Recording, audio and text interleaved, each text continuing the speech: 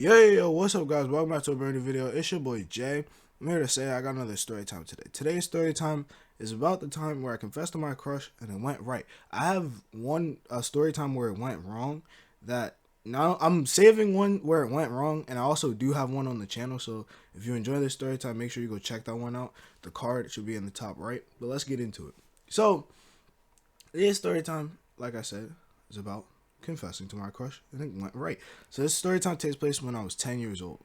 Now at the time, basically everyone in the school was like starting to like get into relationships, and all of my friends were like, yeah, it's going good, getting into this relationship, I don't know, I just feel so good and blah blah blah. And I'm like, yeah.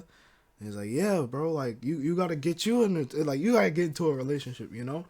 So I'm like, all right. So there was one girl, we'll call her Ava. So Ava, she was a pretty cool girl, and she basically she was different from the rest of the girls. Okay, she was more of like a I guess you could call it a tomboy, but not really.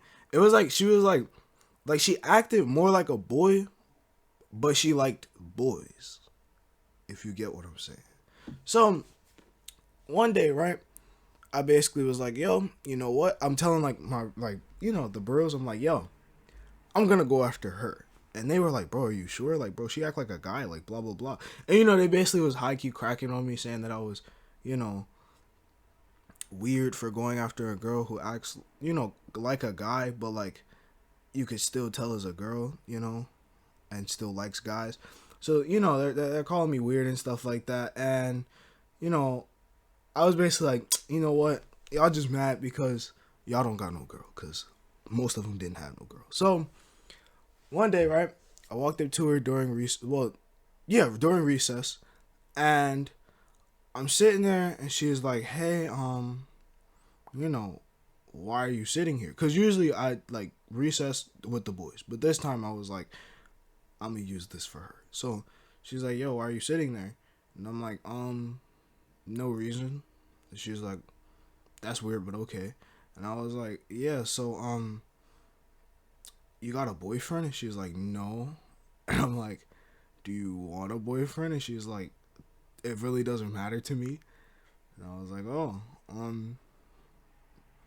can I be your boyfriend? And she was like, when did you start liking me? And I was like, um, not too long ago, to be honest. And she was like, oh, okay, well, I guess.